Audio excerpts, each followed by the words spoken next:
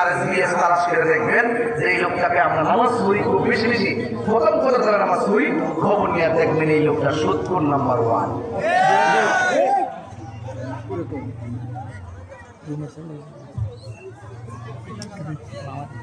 আপনার এলাকা তো 70 নাই। এই কত 2 বছর গেছে কেউ শুধু ওয়াজ করছে, দৌড় করছে, আর আমি শুধু ওয়াজ করতে করতে বাপ গাইছি।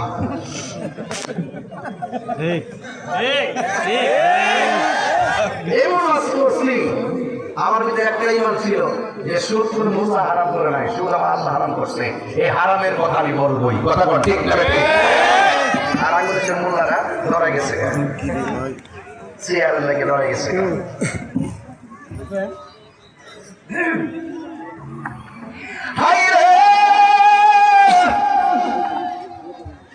ও মহেশপুরের বাবা, দুনিয়ার কাউকে খুশি করার জন্য আমরা হক কথা ছেড়ে দিব না রে। দুনিয়ার কাউকে হয়ে যায়, আমরা তার জন্য আমরা হক কথা ছাড়বো না। এই জন্য আমার যুবক ভাইরা, আমার নবী আপনার নবী বলেন এমন একটা সময় আসবে যেই সময়টাতে ঈমান ধরে রাখা বড় কঠিন হয়ে যাবে। আমার নবী আপনার নবী বলেন আমার আহলে বায়ত হলো নূহ নবীর কিস্তির মতো। সুবহানাল্লাহ করে গেলেন। এই তোর কি ফোন দিবা বাবা, ওয়াজ লাগতেছে কিন্তু একটু বলে দিতে কিন্তু। হ্যাঁ সাহাবায়ে কেরাম ইয়া রাসূলুল্লাহ ইয়া হাবিবাল্লাহ নবীজি,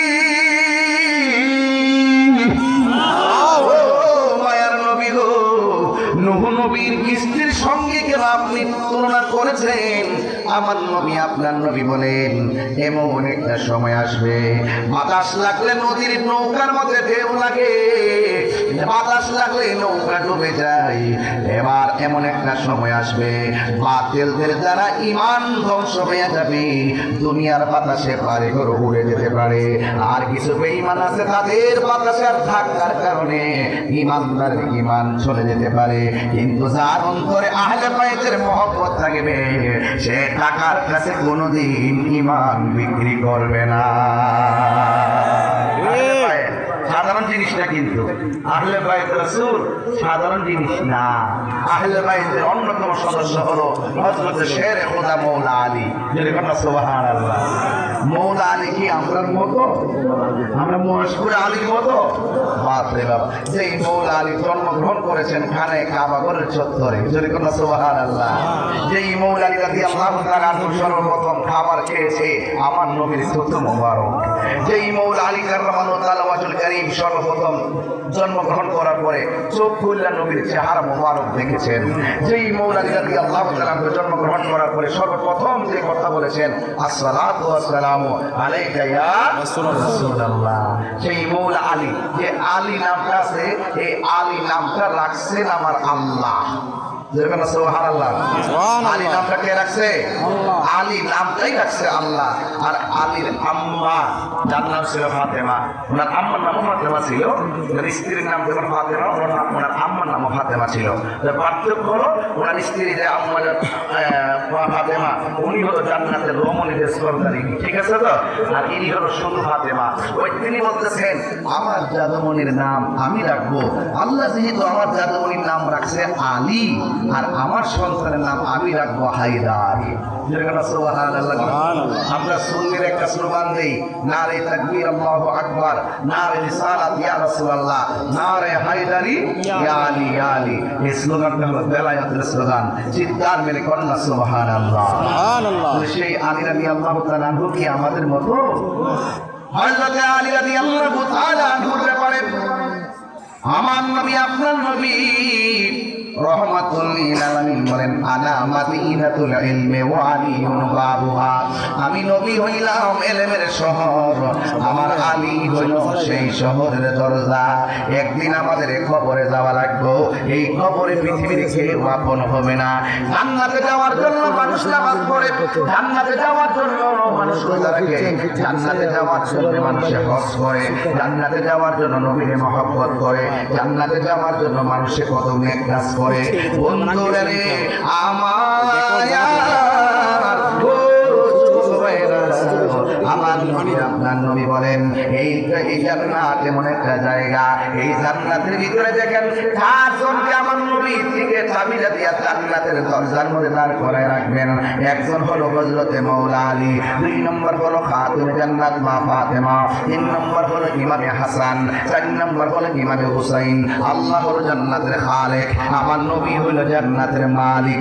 আল্লাহকে বন্ধু বন্ধু বন্ধু রে আমার, আপনি দুনিয়ার মানুষকে বলে দেন আমার নবী আপনার নবী বলতেছেন লা আসআলুকুম আলাইহি আজরান, হে পৃথিবীর মানুষ আমি তোমাদের কাছে কোনো বিনিময় চাই না। আমার যুদ্ধের ময়দানে পাথর দিয়া রক্তাক্ত করেছে, এই রক্তের বদৌলতে আমি তোমাদের কাছে কিছুই চাই না, আমি তোমাদের কাছে কিছুই চাই না। তাইফের জমিনে আমার তাকড়া যুবকগুলো পাথর মাইয়া মাইয়া আমার যুবকগুলো আমারে কি করেছে, রক্তে লাল পিড়া বালাইছে, আমার এমন ভাবে রক্তে লাল করছে, পিঠ দিয়া পায়া পায়া রক্তগুলো আমার পিছন দিক দিয়ে পাথরের উপরে পড়েছে। জিবরাইল আলাইহিস সালাম আমার নবীরে ডাক দিয়ে কয় ইয়া রাসূলুল্লাহ ইয়া হাবিবাল্লাহ, নবী গো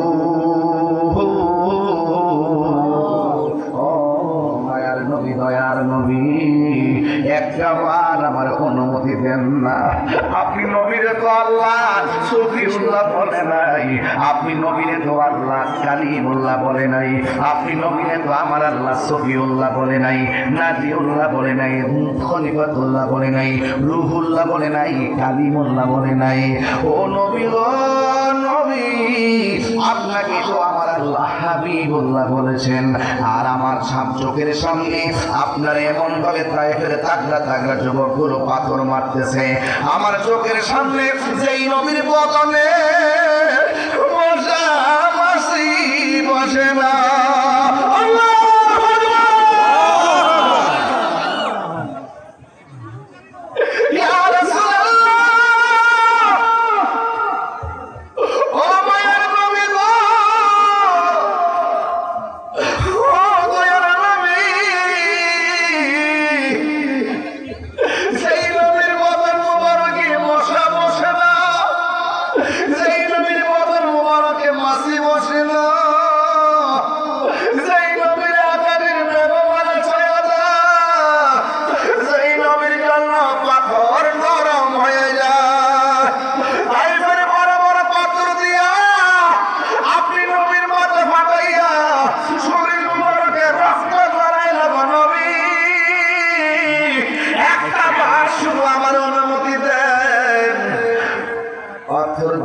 আমি কাফেরদেরকে মাটির সঙ্গে মিশাইয়া ফেলি। আমার নবী কই ও জিবরাইল, আমি তো নাজিউল্লাহ নই, আমি তো রুহুল্লাহ নই, আমি তো খলিফাতুল্লাহ নই, আমি তো হাবিবুল্লাহ, আমি তো গজবের নবী না, আমি নবী তো রাহমাতুল লিল আলামিন। আমি নবী তো রাহমাতুল লিল আলামিন। তুমি যদি পাথর দিয়ে দেখে মেরে ফেলো, আমি দিনের দাওয়াত দিব কার কাছে, আমি হকের দাওয়াত দিব কার কাছে, আমি কালিমার দাওয়াত দিব কার কাছে। ইব্রাহিম আলাইহিস সালাম বলেন আমার নবী পাথরের মধ্যে বসে গেছে, আমি তাকে দেখলাম পিছন মোবারক একটা পাথর নবী হেলান দিয়েছে, পিঠ মোবারক দিয়া রক্ত মোবারকগুলো পড়তেছে, আর পিছনে পাথরগুলো চুষে চুষে নবী রক্ত মোবারক পান করতেছে, রক্ত মোবারকগুলো শোষণ করতেছে। আমি যখন আমার আম্মার লইয়া উমরার মধ্যে গেলাম, ওই পাথরটা আমি দেখছি, যাইয়া দেখি পাথরের ভিতরে এখনো লাল দাগ লাগিয়ে রয়েছে।